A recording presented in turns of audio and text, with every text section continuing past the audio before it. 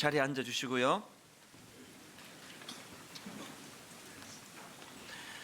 제가 최근에 읽은 책 중에서 태산보다 무거운 죽음, 새털보다 가벼운 죽음, 이런 제목의 책을 읽었는데, 이제 오늘 이 본문을 가지고 설교를 준비하다가 발견한 책입니다.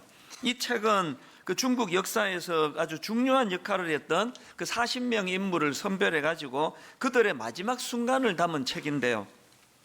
저는 이 책에서 사마천이 남긴 명언 하나가 굉장히 의미 있게 와닿았습니다. 내용 한번 들어보십시오.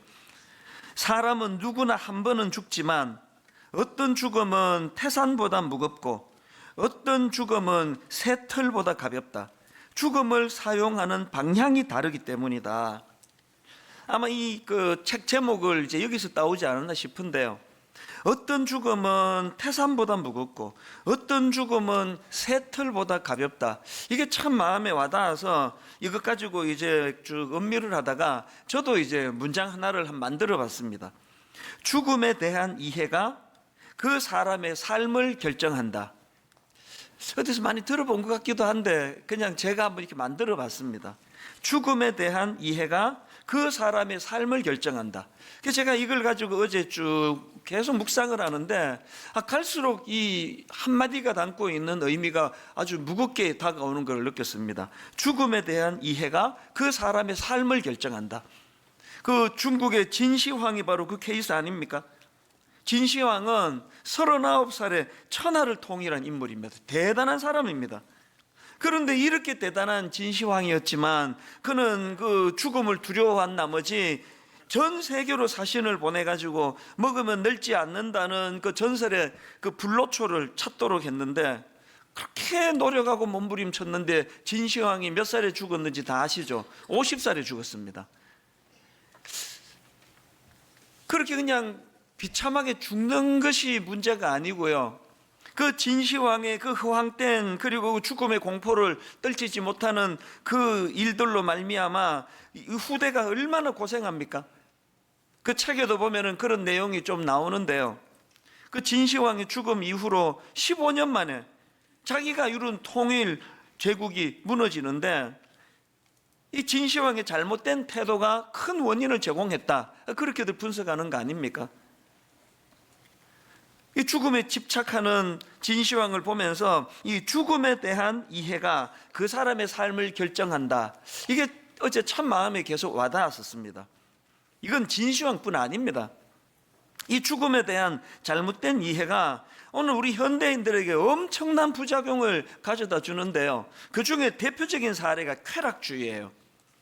죽으면 끝인데 살아있을 때 즐겨야지. 이 쾌락주의입니다. 그런가 하면은 또 죽음에 대한 잘못된 이해가 낳은 참 이 시대의 가슴 아픈 부작용이 뭐냐 하니까 허무주의. 한번 노력하면 뭐 하나? 죽으면 끝인데. 자살도 마찬가지 아닙니까? 어차피 죽으면 끝인데 내가 여기서 무슨 부귀영화를 누리겠다고 끝내지 뭐. 이게 다 죽음에 대한 잘못된 이해에서 나오는 겁니다.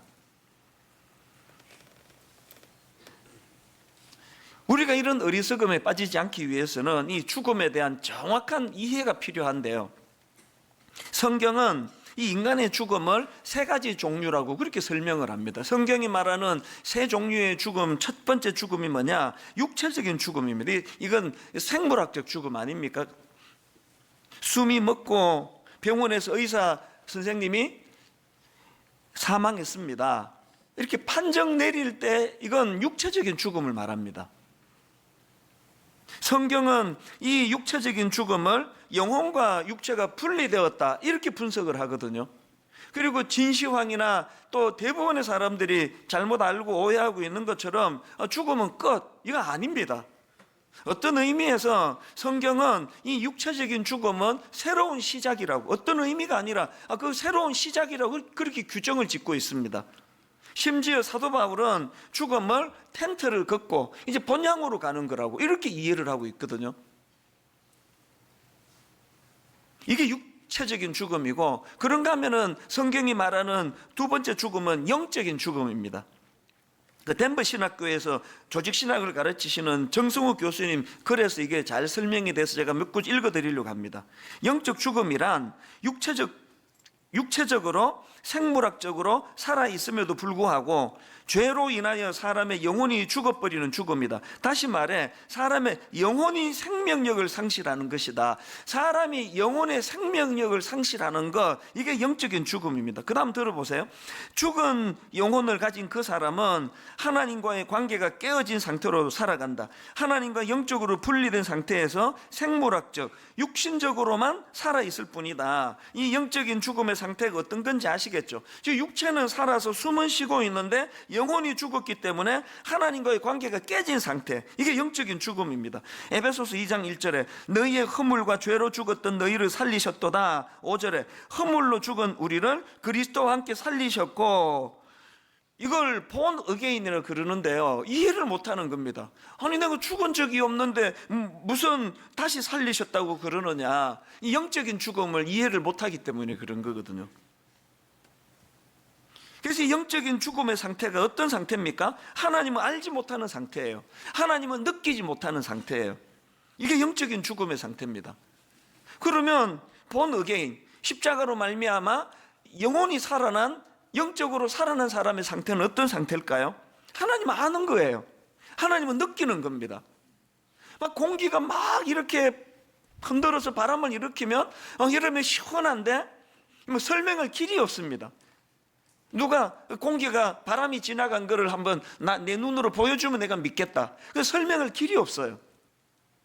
그 다음에 세 번째로 성경이 말하는 죽음은 영원한 죽음입니다. 요한계시록 20장 14절에 보니까 사망과 음부도 불못에 던져지니 이것은 둘째 사망 곧 불못이라. 누구든지 생명책에 기록되지 못한 자는 불못에 던져지리라. 영원한 죽음이 뭡니까? 예수님께서 재림하실 때 죄인이 부활한 후에 영원한 불못, 다시 말해서 지옥에 던져지는 죽음이 영원한 죽음입니다. 가장 무섭고 가장 두려운 죽음이에요. 진시황이 두려워해야 되는 죽음은 육체적인 죽음이 아닙니다. 그런데 여러분 여기서 기억해야 되는 건요, 이 영원한 죽음이란 것은 한마디로 말하면 하나님과의 영원한 분리를 의미하는 겁니다. 뭐 지옥이 막 뜨거워서 뭐 이런 것들은 그 낮은 단계로 생각하는 거고요, 지옥이 우리에게 정말 가혹한 것은 하나님과의 영원한 분리라는 거예요. 몇 주 전에 제가 저희 어머니 돌아가실 뻔했던 사례를 한번 말씀드리지 않았습니까? 그 설교를 듣고는 미국의 저희 누나가, 이 현장을 지켰던 누나가 저한테 이제 글을 보내왔는데요, 내용을 한번 들어보세요. 엄마 폐혈증과 심장마비로 의사가 희망이 없다고 할 때 엄마 말씀이 나는 오늘 밤 천국 간다, 주님 만날 생각에 너무 기쁘다 하시고는 찬송가 493장 하늘 가는 밝은 길이 내 앞에 있으니, 이 찬양을 비롯해서 이번 실 복도가 떠나가도록 찬송, 기쁨, 흥분 점점점, 그리고는 그 다음 날 병이 싹 다 나아뿌어. 참고로 이거 사투리입니다. 폐혈증과 심장마비로 이제 의사가 희망이 없다라는 걸 진단을 듣게 되고, 그렇게 진단받은 날 어머니께서 나는 오늘 밤 천국 간다, 주님 만날 생각이 너무 기쁘다, 막 복도가 떠나가도록 하늘 가는 밝은 길이 내 앞에 있으니 막 이런 찬양을 부른 것도 이해가 됩니까?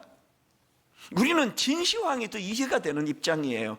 나도 돈 있으면 불로초 구하겠다. 대부분의 사람이 그렇게 말할 그 두려운 죽음을 저희 어머니는, 그리고 또 그 다음날 병이 싹 나아뿌어.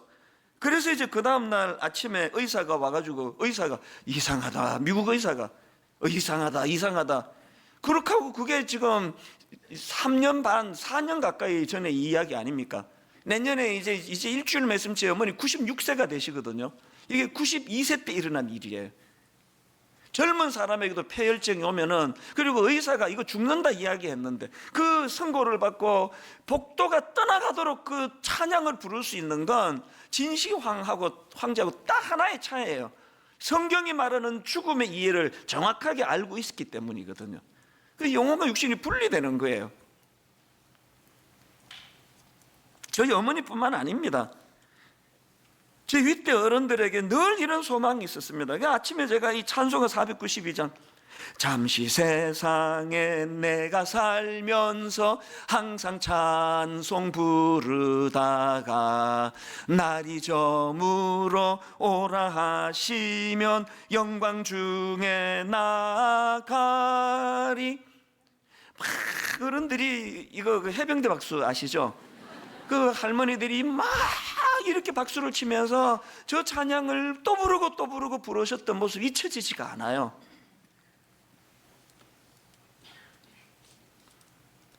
그 영원한 죽음이란 하나님과의 영원한 분리를 의미한다면 죽음에 대한 저 어머니가 보여주시는 정확한 이해가 뭡니까? 이제 영원히 주님과 함께 제한 없이 그분과 교제하게 될 기쁨이 충만하니까 복도가 떠나가도록 그렇게 찬양을 부르시는데, 그 원하시던 하나님이 데려가시는 일을 왜 하나님 안 하세요? 다 분당 우리교 때문 아닙니까? 아들 담임 목사로 있는 이 교회에 어쨌든 아직도 중보기도가 남아있기 때문에 그렇게 하나님께서 우리 어머니 너무 불편하신데, 그 이 땅은 누리고 즐기는 곳이 아니라 그 사명을 행하는 곳이라는 거, 그 따라서 또 사신 걸 지금 너무너무 기쁘게 또 살아가시는 거 아닙니까?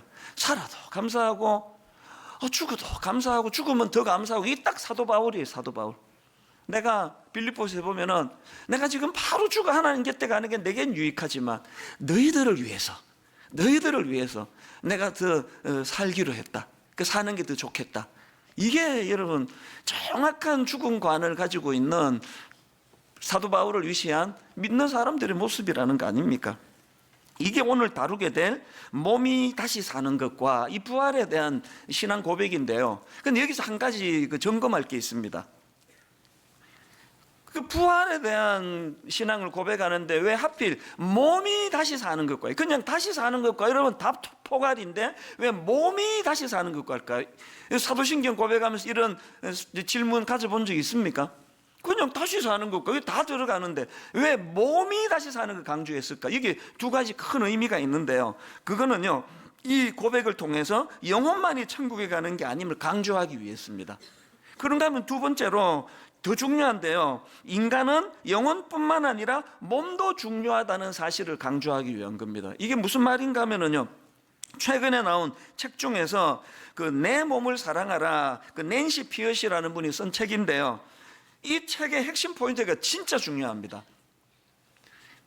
내 몸을 사랑하라, 이 책이 강조하고 싶은 게 뭐냐면, 기독교는 인간의 영혼과 몸을 구분하지만 분리할 수 없고, 이게 굉장히 중요한 전제입니다. 우리 영혼과 몸은 분리할 수 없습니다. 그런가 하면은 영혼과 몸이 똑같이 다 중요하다는 겁니다. 이게 뭘 강조하는가 하면은요, 지금 이 세상은요, 인간의 영혼과 몸을 구분하고 분리하는 이원론이 지금 득세를 하고 있고요. 그리고 이렇게 인간의 영혼과 몸을 구분하고 분리하면서 영혼은 소중한 그 무엇으로 인식을 하면서 인간의 몸은 상대적으로 경시하는 경향으로 흐르는 거, 이게 아주 잘못됐다는 걸 이 책에서 지금 강조하는 겁니다. 이런 이원론적인 생각에서부터 성적 타락이 나오고 낙태가 나오고 지금 한창 이슈가 되고 있는 이 동성애 문제 등이 심화된다고 그 책은 주장을 하거든요. 예를 들면은 이 인간의 몸을 경시하는 이 세상의 현실을 그 책에서 쭉 설명을 하면서 셀미스라는 사람의 말을 인용을 하는데 들어보세요. 당신 몸은 당신이 아니라 진짜 당신을 통제하는 껍데기나 매력적인 로봇에 불과하다. 무슨 말인지 아시겠죠? 영혼이 너무나 소중하고 이까지 몸은 영혼을 감싸는 껍데기에 불과하다. 몸은 별로 이거 경시하는, 이걸 지금 설명하는데, 이게 왜 위험한 생각입니까? 남편이 바람을 피워요. 너무 당당해요. 죄책감이 없습니다. 이렇게 말합니다. 난 여전히 당신의 영혼을 사랑해. 이 영혼이 너무나 소중한데 나는 어떤 여자에게도 내 영혼을 나는 팔아본 적이 없어. 난 당신의 영혼을 사랑해. 그러나 이까지 몸이 영혼이 안 딸려 있는데, 나는 술집 여자랑 성관계도 갖고 그렇게 하지만 이거 아무것도 아니야. 이런 생각을 가지고 있는 이 이원론이 진짜 위험한 생각이라는 겁니다. 심지어는 그 책에 보면은 알프레드 킨제, 여러분도 아시는 인물인데요, 그 사람에 대한 내용이 나오는데 들어보세요. 킨제이는 다윈의 물질주의에 심취해서 환원주의 용어로 인간 동물이라고 언급했다. 그는 동물들 사이에서 볼 수 있는 모든 행동이 인간에게도 규범적이라고 생각했다. 예를 들어 그는 어떤 포유동물은 수컷끼리 심지어 다른 종과 성접촉을 하는 모습을 관찰할 수 있다고 주장했다. 따라서 동성애와 수간은 보통의 포유동물에게서 볼 수 있고 인간에게도 허용할 수 있다고 결론 짓는다. 몸을 경시하다가 보니까 사람이 짐승하고도 관계가 지면 뭐 어떠냐고, 상관없다고. 이게 이원론이 가지는 무서운 거예요. 저는요, 제 아내에게 한 번도 이렇게 고백해 본 적이 없습니다. 난 당신의 영혼을 사랑해. 이런 이상한 고백을 왜 합니까? 내 아내 자체를 사랑하는 거기에는 영혼과 몸이 구분이 되지 않습니다. 전인격적으로 그 존재를 사랑하거든요. 내 아내의 몸도 내가 사랑하는 거지. 이런 이상한 논리를 가지고 세상이 지금 우리를 혼란하게 만들기 때문에 기독교 성윤리 연구소를 왜 만들었습니까? 그러니까 이런 것들에 대해서 성경이 말하는 정확한 이해를 우리가 다음 세대 청년들에게 가르치자는 거 아닙니까? 시편 63편 1절에 보니까 내 영혼이 주를 갈망하며, 그 다음 보세요, 내 육체가 주를 앙모하나이다. 잠언 4장 21절, 그것을 내 눈에서 떠나게 하지 말며 내 마음속에 지키라. 그것은 얻는 자에게 생명이 되며 그의 온 육체의 건강이 됨이니라. 영혼과 육체가 다 같이 소중하다는 걸 성경 곳곳에서 피력하고 있다는 것입니다. 지난 목요일 날 이제 우리 교회에서 시작한 기독교 성윤리 연구소 이 첫 번째 행사예요. 바로 이 책, 내 몸을 사랑하라는 이 책 북토크 행사를 가졌는데요. 두 분의 강사가 오셨는데 강의 진짜 좋았습니다. 이 북토크가 보통 좀 지루하기 쉬운데 이번에 너무 좋았습니다. 내가 두 가지 부탁을 하는데요. 할 수 있으면 이 책이 조금 어렵기는 해요. 그래도 이 책을 좀 구입해서 보시면 좋겠습니다. 그리고 책 구입할 여건이 안 되시면은 꼭 우리 교회 홈페이지 오셔가지고 기독교 성윤리 연구소 그 사이트에서 이 강의 한번 들어보시면 굉장히 많은 도움을 받을 거라고 저는 생각합니다. 어쨌든 이것이 이제 몸이 다시 사는 것과 이렇게 고백하는 의미고요. 그런가 하면 이제 맨 마지막 고백이 뭡니까? 영원히 사는 것을 믿사옵나이다. 여기에서도요, 반드시 짚고 넘어가야 될 포인트가 하나 있습니다. 자꾸 우리는 영원히 사는 것을 그 시간적인 개념으로만 생각하기 쉬운데 자칫 잘못하다가는 그 진시황 계열로 갈 위험이 있습니다. 여기서 말하는 영원히 사는 것의 의미는요, 안 죽고 오래 산다는 데 포인트가 있는 게 아니고 하나님과 더불어 살아가는 것에 강조점이 있는 표현이에요. 제가 이게 무슨 말인지 설명을 해드릴게요. 창세기 5장에 보면은 그 인간들의 삶의 패턴이 비슷한 패턴이 쭉 열거되는 내용이 창세기 5장에 나오는데요. 제가 한두 가지 샘플만 읽어드릴게요. 자, 6절에 한번 보면은요, 5장 6절, 셋은 105세에 에노스를 낳았고 에노스를 낳은 후 807년을 지내며 자녀들을 낳았으며 그는 912세를 살고 죽었더라. 이 패턴, 낳았고 낳았으며 죽었더라. 이 패턴이 바로 그 다음 9절에도 나옵니다. 9절, 에노스는 90세에 게난을 낳았고 게난을 낳은 후 815년을 지내며 자녀들을 낳았으며 그는 905세를 살고 죽었더라. 이 같은 패턴이에요. 낳고 낳았으며 죽었더라. 이게 인간의 그 군상의 흐름을 쭉 이렇게 반복하면 열교를 하는데 이 패턴이 에녹에 와서 이게 달라집니다. 자, 21절에 에녹이 나오는데요. 에녹은 65세에 무두셀라를 낳았고, 이 같은 패턴이죠. 무두셀라를 낳은 후 300년을 하나님과 동행하며 자녀들을 낳았으면 이 같은 패턴이죠. 그런데 23절, 그는 365세를 살았더라예요. 낳았고 낳았으며 죽었더라, 낳았고 낳았으며 죽었더라의 패턴인데 에녹에 와서는 이 땅의 모습은 같잖아요. 낳았고 낳았으며 살았더라. 이게 그 23절인데 바로 그 다음 24절에 보니까 에녹이 하나님과 동행하더니 하나님이 그를 데려가심으로 세상에 있지 아니하였. 이 패턴을 아시겠죠? 낳고 낳았으며 죽었더라의 패턴을 깨뜨리고 낳고 낳았으며 살았더라로 바뀐 에녹의 특징은 딱 하나예요. 에녹이 하나님과 동행하였음입니다. 제가 앞에서 말씀드렸잖아요. 가장 무서운 그 진시황이 두려워해야 될 죽음이 영원한 죽음인데, 영원한 죽음의 특징이 뭐라 그랬습니까? 영원한 죽음은 하나님과의 영원한 분리를 말하는 거예요. 이게 가장 두려운 거예요. 여기에 반해서 우리가 사도신경을 고백할 때마다 가슴이 벅차져야 되는 게 뭡니까? 몸이 다시 사는 것과 영원히 사는 것이 믿사옵나이다. 나도 이제 불로축 구했어, 이 고백이 아니에요. 영원히 사는 것이 믿사옵나이다. 이 고백 안에는 너무나 하나님과의 영원한 교제의 기쁨, 하나님과 더불어 살아가는 동행의 기쁨, 이 감격이 담겨져 있는 거거든요. 그래서 저는 오늘 이 사도신경에 몸이 다시 사는 것과 영원히 사는 것을 믿사옵나이다, 이 고백과 관련해서 두 가지 적용을 같이 좀 나누기를 원하는데요. 첫 번째 적용이 뭐냐? 이 몸이 다시 사는 것과 영원히 사는 것을 믿사옵나이다라는 이 신앙 고백을 하는 사람들은 새 하늘과 새 땅을 사모하며 살아야 돼요.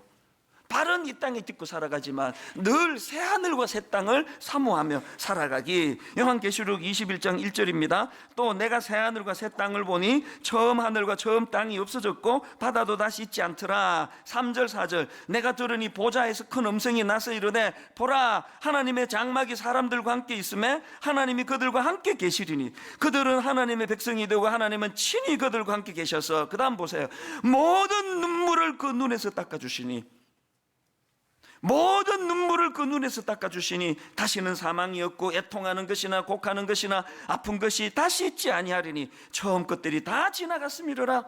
여러분이 새하늘과 새 땅을 사모하며 살아간다는 의미가 뭔지를요, 오늘 여러분 이 새하늘과 새 땅을 사모하며 사는 사람이 누리는 특권이 뭐예요?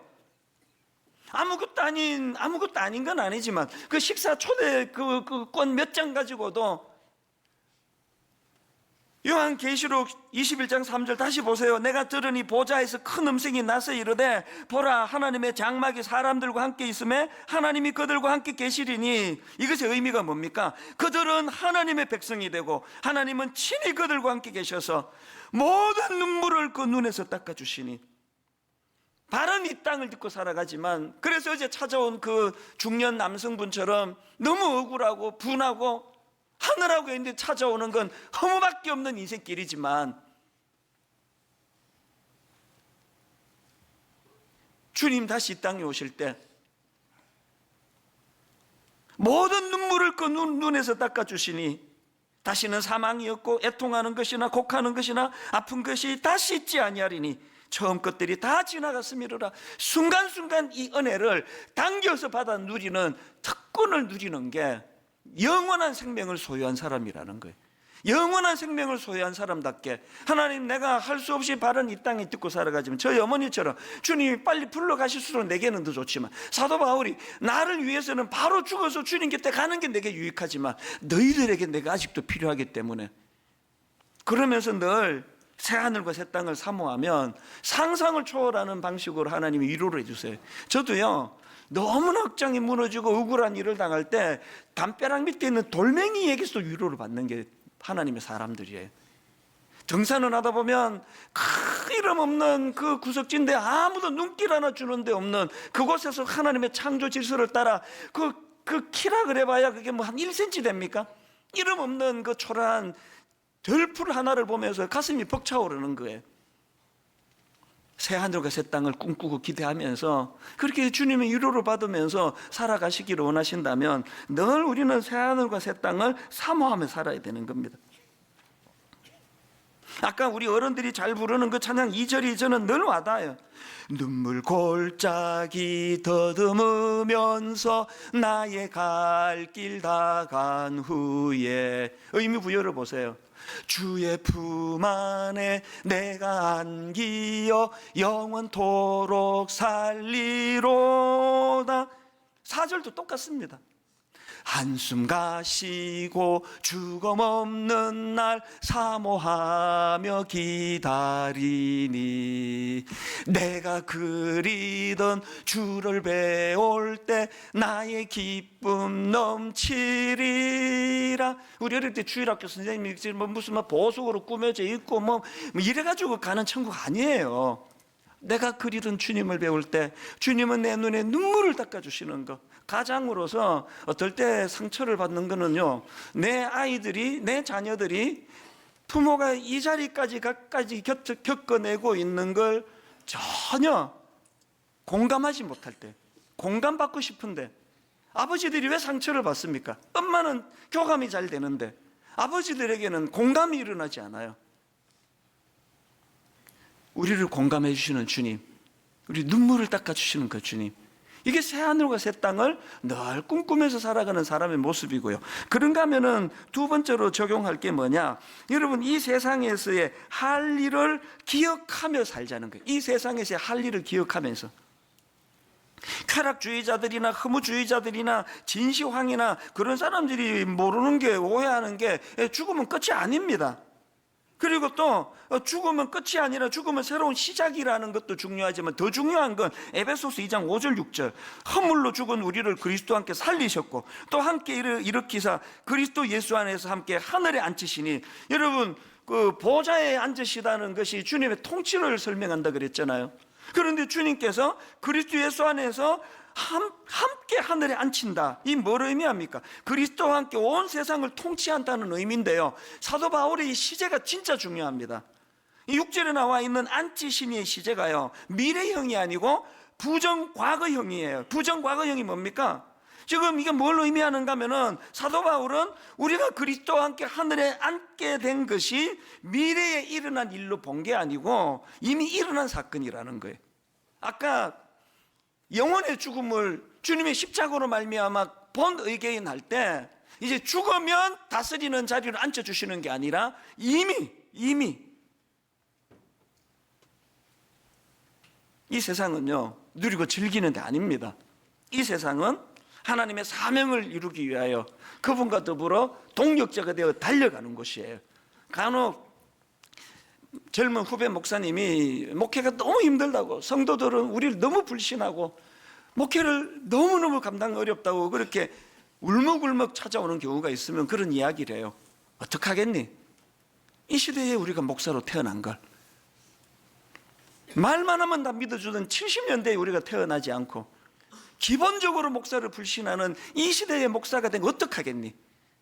그러나 하나님이 너 영원히 이렇게 하라 하지 않고 잠깐 맡기신 거 아니냐, 잠시 잠깐 이 역할 끝나면 하나님이 불러 가신다, 좀 더 참으면서 나아가자, 그런 이야기를 해요.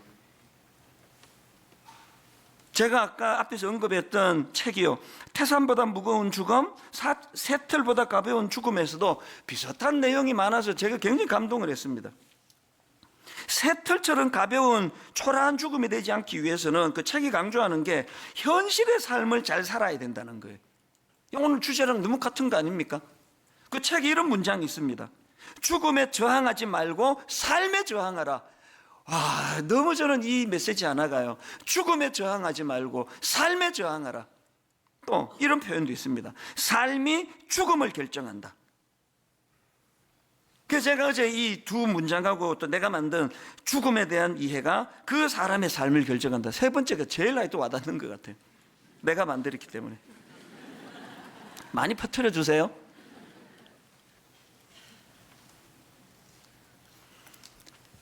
애들이 우리 어릴 때는 뭐 비디오 게임이 있습니까? TV가 있습니까? 막 겨울에 막 하여튼 막 해질 때까지 나가 놓은 거 아닙니까? 막 모든 친구들 손 다 갈라지고 막 이게 막 피가 나고 막 하도 이제 구슬치기 하고 땅 따먹기 이런 걸 많이 해가지고, 지금 생각하면 그 등기도 안 되는데 막 엄청 땅 따먹기 하려고 막 요거 내 땅 요거 내 땅 막 싸우고 막 멱살잡이 하고 막 계속 그렇게 놀았습니다. 땅 따먹기 하고 놀다가 저녁에 어둑어둑해지면요, 엄마가 찬수야 밥 먹으러 오너라 그러면은 뭐 당기고 뭐고 뭐 등기도 안 된 거 뭐 다 그냥 발로 서서 꺾고 막 집으로 달려가는, 그게 이 요즘에요, 이게 인생이다. 이게 그 등기도 안 되는 거 뭐 그렇게 애쓴 것도 바보 같은데 등기가 된들 하나님 부르시면 그 들고 갑니까? 이 땅은요 그렇게 집착하며 사는 것이 아니에요. 그래서 아까 우리 어른들 불렀던 찬양이 또 되뇌어지는데 1절에 이 찬양이요, 잠시 세상에 내가 살면서 항상 찬송 부르다가, 그 다음 보세요. 날이 저물어 오라 하시면, 찬수야 밥 먹으러 오느라, 우리 어머니랑 똑같네요 보니까. 날이 저물어 오라 하시면, 우리 찬송가에는 은혜서 이렇게 영광 중에 나아가리인데 난 이거를 미련 없이 나아가리 이렇게 부르니까 더 좋은 것 같아요. 집착하지 마세요. 그 땅땅 그러지 마세요. 그 등기가 되나 등기가 안 되나 뭐 부르시면 다 그냥 틀고 가는 건 똑같은데요. 이 땅은요, 할 일이 남아 있어서 아직까지 맡겨주시는 거예요. 96세로 이제 일주일 뒤면 96세가 되시는 저희 어머니도 아직도 할 일이 있어서, 분당 우리 교회에 뭐 위태위태한 일이 많은가 보죠. 뭐 영적으로 하나님 보시기에 중보 기도자를 세워주시는 거 아닙니까? 여러분, 이 땅은 할 일이 있어서 남아 있는 곳이다. 결론을 이렇게 맺기를 원합니다. 저는요, 매주일 저녁에 죽음을 연습합니다. 부활을 연습합니다. 무슨 말인가 하면은, 내가 우리 젊은 교역자들에게 종종 이야기를 해요. 인생은 죽음과 부활을 연습하는 것이다. 토요일 저녁에 우선 수면 시간이 짧죠. 그리고 이제 아침 7시부터 오후 4시 반까지 입에서 단내가 나도록 그렇게 설교하죠. 그리고 저는 나가서 성도님들 배웅도 악수도 못해요. 예배와 예배 사이에 찾아오시는 분들도 기도해 드려야 돼요. 그렇게 하고는 집에 들어가면은 모든 에너지가 다 제로예요. 다 이제 다 고갈이 돼가지고요. 저녁 먹고 나면은, 저는 나 이제 잔다 이렇게 하고 자는 경우는 많지 않고요. 보면은 아침이 돼 있습니다. 스르르 그냥 이게 난 죽는 거라 생각해요. 주일 저녁에 저는 저녁 먹으면 미리 양치하고 뭐 다 해놓고 준비 딱 하고 있습니다. 언제 죽을지 모르니까. 그냥 뭐 나도 모르는데 그냥 보면은 아침이에요. 전 매주일마다 이걸 난 죽음과 부활 연습이라 생각하거든요. 오늘 여러분 호흡이 닿을 때 이 하루 내게 맡겨진 일 최선을 다해서 하고, 오늘 이 시대에 우리 가장들 얼마나 사는 게 힘듭니까? 얼마 안 남았습니다. 최선을 다해 살아가면서 오늘 하루 너무 피곤해 지쳐 언제 잠들었는지 모르듯이 뭐 죽듯이 그냥 잠에 빠지고, 그리고 월요일 아침에 너무너무 기분 좋은 마음으로 일어나 그 다음 주 설교 준비를 하면서, 주님 오늘도 부활의 기쁨을 맛보게 해주시니 감사합니다. 이게 인생입니다. 여러분, 이제 기독교 성윤리 연구소, 이게 무슨 막 동성애자이나 청년들, 우리 교회 청년 이야기 듣고 너무 마음이 슬펐습니다. 또 뭐 동성애자들 까자는 거겠지. 교회를 이렇게 불신하는 게 너무 마음이 아파요. 여러분, 기독교 성윤리 연구소는요, 동성애 까자고 만드는 거 아니고 동성애만 파자고 만드는 거 아니에요. 궁극적인 기독교 성윤리 연구소의 목표는 오늘 설교에 있는 이 포인트입니다. 우리 다음 세대 자녀들에게 기독교 가치관을 가르쳐 주자는 거예요. 그리고 기독교 가치관은 가정에서 가르쳐 줘야 된다. 이걸 이제 앞으로 우리가 펼쳐 나갈 겁니다. 그리고 한 가지 또 부탁은요, 이름을 이제 기독교 성윤리라는 데서부터 시작해서 동성애로부터 시작해서 점점 확산이 되기 때문에 이제 이름을 좀 바꾸려고 그러거든요. 공모합니다. 제가 임시로 만든 이름은 다음 세대를 웃게 하는 연구소. 이름 바꿔야 되겠죠. 홈페이지 오셔서 공모해 주세요. 그래서 여러분, 정말 꿈을 가지고 다음 세대를 웃게 만드는, 그래서 세상이 이렇게 우리를 속이는 속임수에 넘어가지 않도록 그렇게 우리 다음 세대를 위한 이 땅의 사명을 잘 감당하는 믿음의 성도님들 되시기를 바랍니다. 하나님 죽음에 대한 정확한 이해가 혼란 없는 우리 인생으로 그렇게 만들어준다고 우리가 배웠다면, 이제 하나님, 내일부터 시작되는 엿새 동안의 세상살이가 너무 우울하고 답답하고, 잘못해서 쾌락주의에 빠지거나 잘못해서 허무주의에 빠지는 함정을 피해가면서 그저 바른 이 땅에 딛고 살아가지만, 오늘도 내게 사명이 있어 힘들지만 이 사명을 허락해 주셨기 때문에 내가 호흡하고 산다는 이 사실을 확신하고, 이것이 영원한 고통으로 끝나지 않고 역할이 끝나면 이제 하나님 새 하늘과 새 땅, 주님 다스리시는 그 나라, 그 은혜를 누리며 산다는 이 소망을 가지고 그렇게 힘을 얻어 이번 한 주를 살아내게 하여 주시옵소서.